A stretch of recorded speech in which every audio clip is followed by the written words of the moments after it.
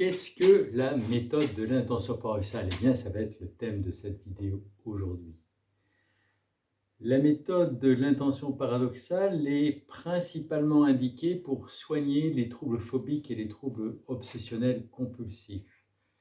Quelques autres problèmes de santé peuvent également être abordés avec cette méthode, comme par exemple certains troubles du sommeil ou difficultés sexuelles, mais nous n'allons pas discuter de ces sujets et nous nous concentrerons uniquement sur le traitement des phobies, des obsessions et des compulsions.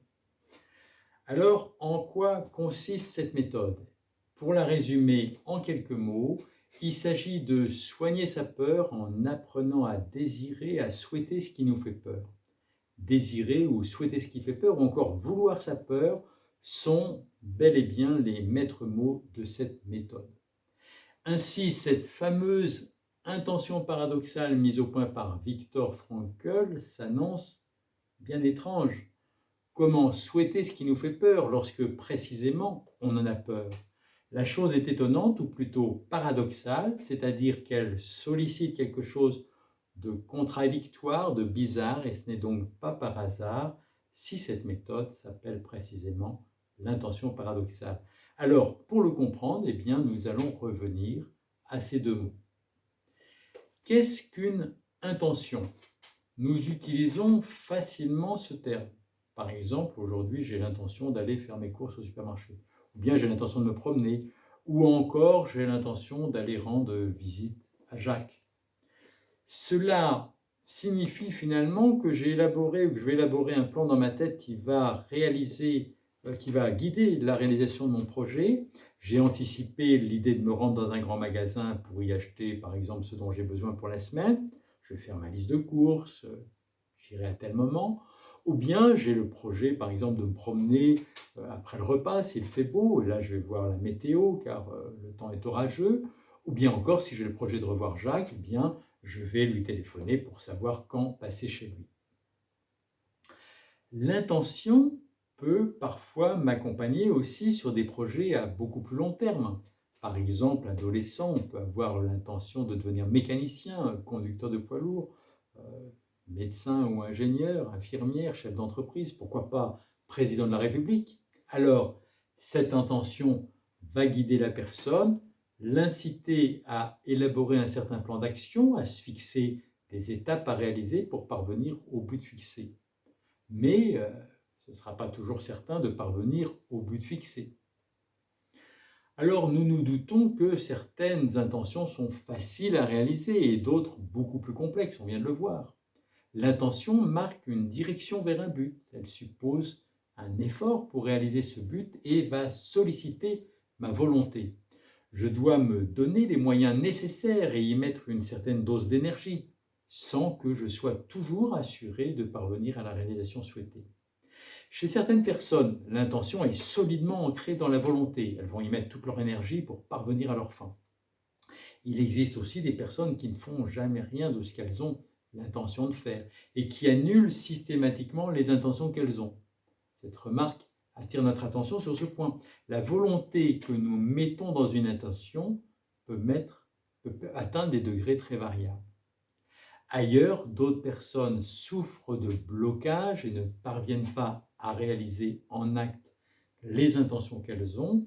Ici, ça n'est plus une affaire de volonté, mais ça peut être un problème d'angoisse.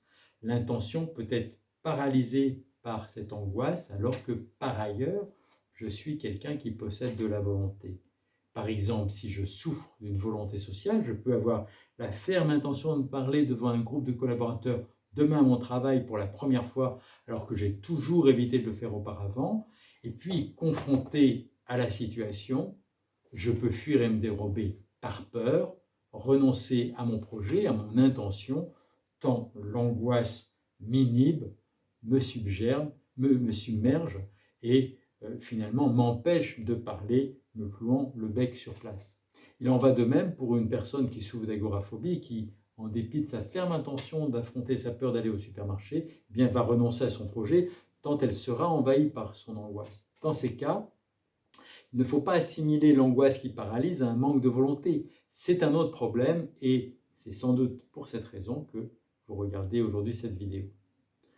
Au total, plusieurs points donc méritent d'être soulignés. Tout d'abord, une intention consiste, comme nous l'avons dit, dans une sorte de plan dans la tête que nous nous fixons pour atteindre un but, que ce but soit atteint ou non par la suite. Dans une intention paradoxale, il faudra toujours être très attentif à ce plan d'action que vous allez fixer dans votre tête pour soigner votre peur. En effet, ce plan d'action correspond à un travail technique précis qui prend en compte chaque peur qu'il convient de souhaiter plutôt que d'en avoir peur. En second lieu, nous plaçons dans nos intentions une force, une énergie, une volonté qui peut être très variable.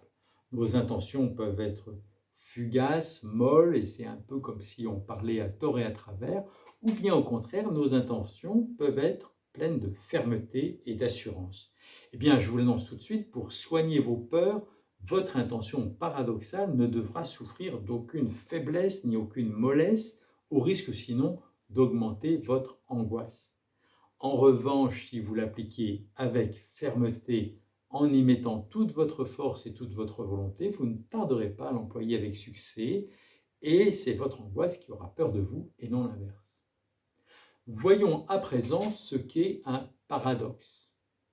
Un paradoxe constitue en une affirmation surprenante, étonnante, qui tend à contredire les idées reçues, l'opinion courante, les préjugés.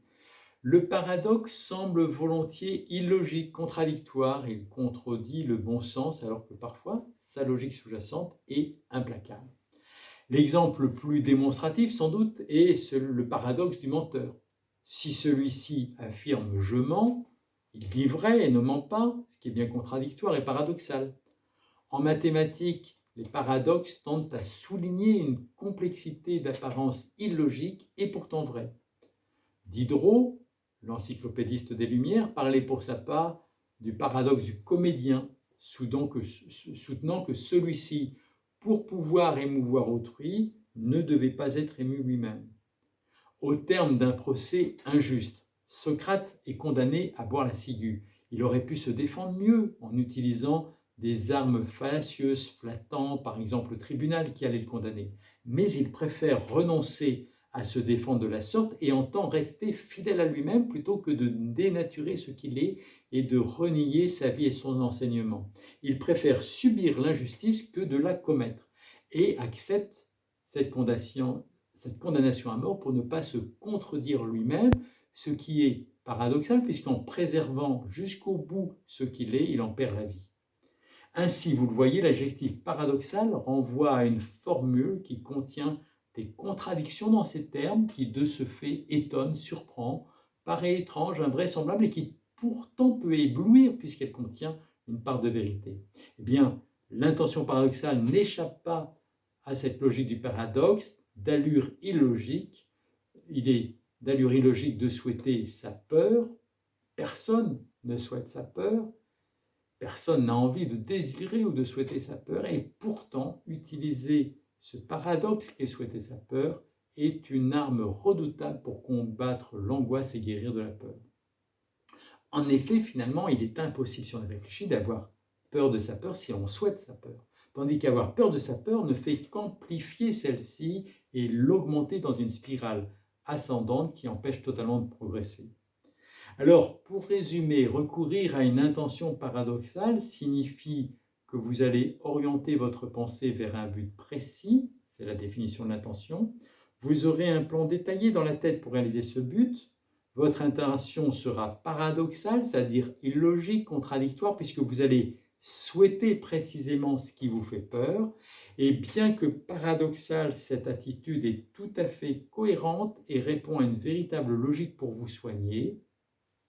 Si votre intention est entièrement orientée vers ce souhait paradoxal et que vous avez ce plan détaillé dans votre tête pour souhaiter l'ensemble de vos peurs, eh bien, le soin s'arrêtera à cette mentalisation intentionnelle et n'impliquera jamais la réalisation de votre intention.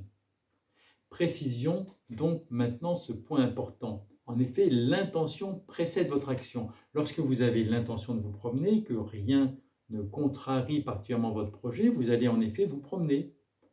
Il y a d'une part l'intention de se promener, puis vient la promenade, la réalisation de l'intention qui est l'action. Lorsque vous vous soignez avec une intention paradoxale, vous allez fabriquer une intention dont le seul but est de guérir votre peur et il ne sera pas question que votre intention se réalise. Vous n'allez pas jusqu'à la réalisation de votre intention, vous ne cherchez pas à la mettre en action, en acte. Vous vous occupez seulement de fabriquer une intention paradoxale dans votre tête, une mentalisation particulière, et vous vous arrêtez à cette mentalisation sans chercher à réaliser le but paradoxal que vous vous êtes mentalement fixé. C'est donc une chose très différente de la vraie vie. L'intention paradoxale va servir à un soin, soigner la peur, et il ne s'agit absolument pas de réaliser le paradoxe. En revanche, vous allez y mettre une grande énergie, comme si vous alliez réaliser cette intention pour de vrai. Le mieux est de prendre un exemple. Vous souffrez par exemple d'une phobie sociale et vous êtes particulièrement mal à l'aise et effrayé lorsque vous devez serrer la main de votre supérieur hiérarchique. Vous craignez de transpirer et d'avoir les mains moites, de trembler, de rougir, et ces réactions ne manquent pas de se produire à mesure que vous les anticipez. Pour vous soigner, vous allez utiliser une intention paradoxale, c'est-à-dire que vous allez orienter votre pensée vers ce but paradoxal qui consiste à souhaiter tout ce qui vous fait peur. Vous allez ainsi, rien que dans votre tête, élaborer ce plan d'action avec beaucoup de volonté. Souhaiter perdre 3 litres d'eau au pied de votre supérieur hiérarchique tant vous transpirez. Vous allez souhaiter avoir les mains mouillées comme jamais vous les avez eues, trembler au plus fort, rougir comme la plus rouge des tomates. Vous voulez tout cela dans votre tête. Ce plan d'action reste dans votre tête et n'a pas pour vocation d'être réalisé en vrai, mais vous faites comme si c'était vrai. Cela reste une intention sans passer à la réalisation de l'action. Il n'est donc pas question de perdre en vrai 3 litres d'eau devant le supérieur hiérarchique, pas plus que de trembler en vrai devant lui ou de rougir. Ce qui compte, c'est uniquement de souhaiter tout cela dans votre tête, sans vous occuper de le réaliser concrètement, mais de le vouloir comme de vrai. C'est cette intention que vous fabriquez dans votre tête, cette mentalisation paradoxale, avec laquelle vous êtes en contact dans la situation qui vous stresse, qui va être thérapeutique. Elle va soigner votre angoisse et vous permettre d'affronter plus sereinement la situation habituellement embarrassante. Voici un autre exemple qui risque peut-être d'ailleurs de vous stresser. Dans ce cas, vous pourrez pratiquer des respirations lentes. Une personne souffre d'un TOC. Lorsqu'elle prend sa voiture, elle est en permanence obsédée par la crainte d'avoir blessé ou tué quelqu'un sur son passage. Elle vérifie en permanence dans son rétroviseur s'il n'y a pas derrière elle une personne blessée ou morte par sa faute étendue sur le bord de la route. Elle ne peut pas s'empêcher sur son trajet de faire régulièrement demi-tour et de retourner sur ses pas pour bien s'en assurer. Peut-être n'a peut-être pas bien vu la personne dans son rétroviseur et elle descend même volontiers de sa voiture pour vérifier s'il n'y a pas un blessé qui pourrait avoir été propulsé derrière un buisson. À l'obsession suivante, j'ai peur d'avoir blessé ou tué quelqu'un sur mon passage, s'ajoute une compulsion de vérification visant à s'assurer que personne ne soit blessé ou mort par la faute de cette personne souffrant de TOC. Notons au passage qu'il paraît bien difficile de renverser un piéton sans que cela fasse un bruit important qui signalerait l'accident. Soulignons également combien l'obsession a elle-même un caractère paradoxal, puisqu'en vérifiant régulièrement dans son rétroviseur, la personne obsédée risque bien plus de commettre un accident que si elle regarde droit devant elle la route. Son obsession, finalement, la trompe et la met davantage en danger de blesser quelqu'un qu'en sécurité. Alors, examinons à présent quelle intention paradoxale il convient d'utiliser pour soigner cette obsession. Cherchons d'abord les peurs sous-jacentes à l'obsession. La personne a peur de renverser quelqu'un sur son passage en conduisant. Elle a peur qu'un blessé, voire un mort, ne soit étendu le long de la route par sa faute. Et prisonnière de cette obsession qui l'assaille et la terrorise, elle vérifie régulièrement dans son rétroviseur en conduisant et n'hésite pas à faire demi-tour sur la route. Elle craint d'avoir blessé ou tué quelqu'un par sa conduite, et pour se soigner, il va falloir qu'elle utilise avec force et volonté une intention paradoxale où elle souhaite ce qui lui fait peur, c'est-à-dire qu'il va lui falloir souhaiter blesser ou tuer quelqu'un en conduisant. Et le thérapeute va donc l'encourager à souhaiter sa peur sous forme d'un scénario mental. La personne souffrant de l'obsession devra également s'abstenir de vérifier à tout moment si ce qu'elle craint s'est réalisé. S'installant au volant, elle devra par exemple fixer ce plan d'action paradoxal dans sa tête et se concentrer dessus avec beaucoup de force et de volonté. Aujourd'hui, il faut absolument que je blesse et que je tue plusieurs personnes sur mon trajet. Pas question que je vérifie dans mon rétroviseur si j'ai blessé quelqu'un, il faut qu'il meure. Pas question davantage de faire demi-tour et de sauver quelques blessés que ce soit. Hier, j'ai seulement blessé 2 ou 3 personnes. Aujourd'hui, il faut au moins en tuer une dizaine. Je dois absolument réaliser le carton de ma vie. La personne obsessionnelle devra rester en contact avec cette intention paradoxale tout au long de son trajet et pourra, par exemple, être en permanence très concentrée devant elle pour chercher à dégommer, pardonnez-moi l'expression, chaque passant et chaque cycliste susceptible de longer la route. Si elle est tentée de vérifier dans son rétroviseur ou de faire demi-tour, elle devra se retenir et pourra ajuster son intention paradoxale, par exemple en se disant en elle-même « c'est formidable, j'ai dû blesser quelqu'un sur mon passage, pas question de vérifier, je risquerai de lui sauver la vie. Il faut vraiment qu'il meure. » Elle devra le faire avec conviction, placer toute sa volonté, même si bien entendu il ne sera question à aucun moment de matérialiser, de réaliser en vrai ce scénario paradoxal. L'intention paradoxale reste une intention, elle ne peut en aucun cas être un agir, un acte, une réalisation accomplie. Il ne s'agit en aucun cas de réaliser le scénario élaboré, mais c'est une ruse pour soigner l'obsession. Si toutes ces explications vous ont angoissé, ce que je peux bien comprendre, n'oubliez pas de recourir à la respiration pendant que vous regardez la fin de cette vidéo. En revanche, si j'ai de la chance et que le caractère assez exagéré des intentions paradoxales que je vous ai proposées au cours de cet exemple vous ont fait sourire, voire rire, car il reste quand même difficile de les prendre absolument au sérieux, eh bien, j'aurais marqué un bon point. Soulignons au passage combien l'intention paradoxale peut permettre d'augmenter le pouvoir de concentration du conducteur et d'améliorer concrètement sa conduite en ne vérifiant pas dans le rétroviseur.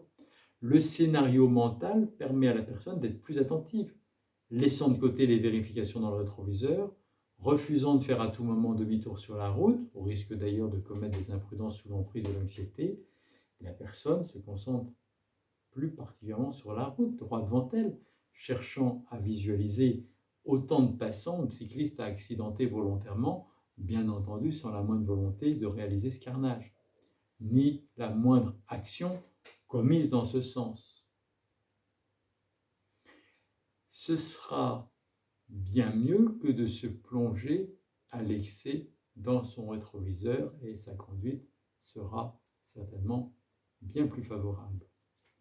Enfin, puisque c'en était le but, cet exemple illustre sans doute mieux qu'aucun autre la façon dont l'intention paradoxale doit rester une intention et ne consiste pas à mettre le plan d'action décidé mentalement en action. C'est une mentalisation, un exercice de la pensée qui va viser à soigner vos symptômes. En aucun cas, il ne s'agit de commettre des actes dangereux. Alors, si je vous ai stressé, n'oubliez pas la respiration. Je vous remercie.